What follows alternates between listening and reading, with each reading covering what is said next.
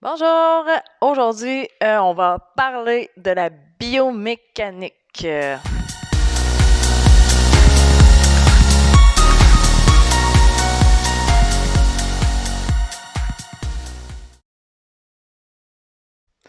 C'est quoi la biomécanique? La biomécanique, ce sont les mouvements du corps. Plus précisément, ce sont les aptitudes qu'on a à faire des mouvements. Différentes articulations. Donc, ces articulations sont capables de faire différents mouvements. À quel point on est capable ou on devrait être capable de faire ces différents mouvements.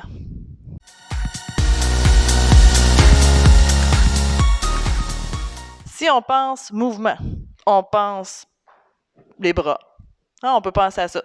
On peut penser aux genoux qui plient. On peut penser même aux hanches. On peut penser à la tête.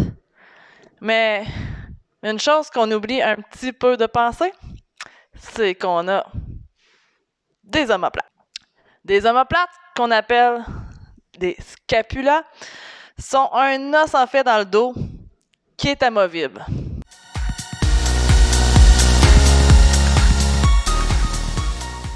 Cet os-là, il y a vraiment beaucoup de monde qui s'y sont attachés. Il y a beaucoup de muscles autour qui font en sorte de bouger l'os. L'os, en tant que tel, sert d'attache pour les muscles. Il n'y a pas une fonction particulière si ce n'est que de protéger. Mais c'est surtout une attache à plusieurs muscles.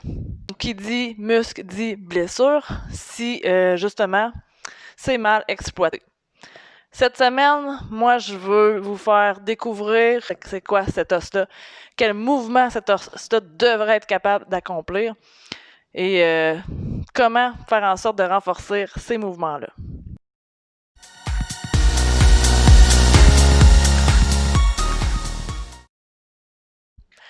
Les omoplates, on devrait être en mesure, eux autres sont bien attachés aussi, et ils servent aussi pour les mouvements des épaules, surtout, ça va être des mouvements qui viennent avec les épaules. Donc, on devrait être capable d'ouvrir grand les bras. On devrait être en mesure d'aller porter nos coudes derrière le dos. On est capable d'aller loin. Quand on ouvre grand les bras, nos omoplates se referment. On devrait aussi être capable de refermer les bras jusqu'à ce que au moins chaque coude soit un au-dessus de l'autre ou si on est capable d'aller encore plus loin, à ce moment-là, nos omoplates s'éloignent. On devrait aussi être en mesure de lever bien haut dans les airs les bras et étirer pour aller chercher un maximum. Les omoplates, dans ce moment-là, montent dans le dos. On devrait aussi, à l'inverse, être capable d'abaisser les épaules.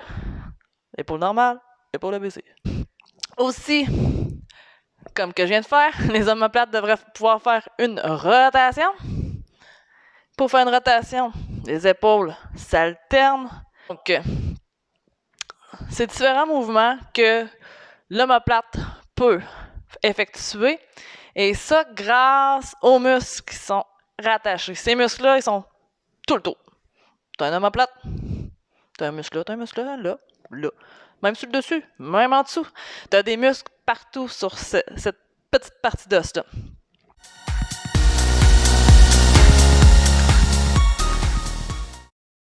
Parmi ces muscles, on a le rhomboïde. Le rhomboïde, c'est celui qui sert à maintenir de cette façon-là les omoplates.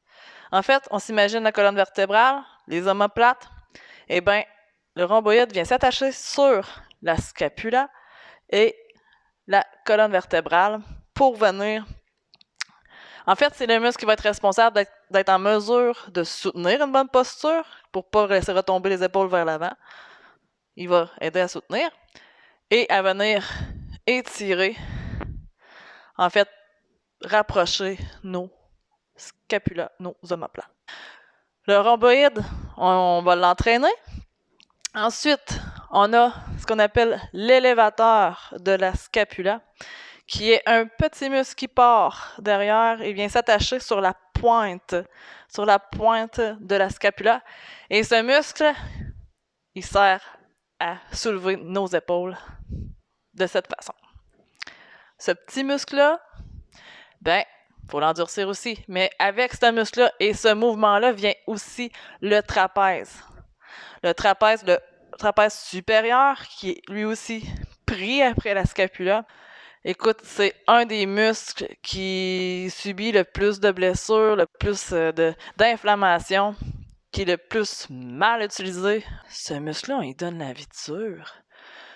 Et puis pas juste quand on travaille. Non, le stress, le stress, tu sais, quand tu te sens crispé, c'est le muscle du stress, c'est le muscle qui vient s'endolorir, qui vient aussi quand on a une mauvaise position de travail au bureau. Hein? On a les épaules aux oreilles. Eh bien, il faut l'endurcir, lui. Il faut l'aider à mieux travailler. Mais il faut aussi penser à l'étirer. Ça, c'est mon topo de la dernière semaine, la semaine 4, que là, on va aller voir plus des étirements. Les épaules, les deltoïdes, ici, des petits muscles qui s'épuisent à rien. Tu sais, là, avoir les bras comme ça, là, à un moment donné, ça brûle. On va venir les endurcir. Grâce à eux aussi, tout se tient derrière pour maintenir dans une bonne position et éloigner les blessures.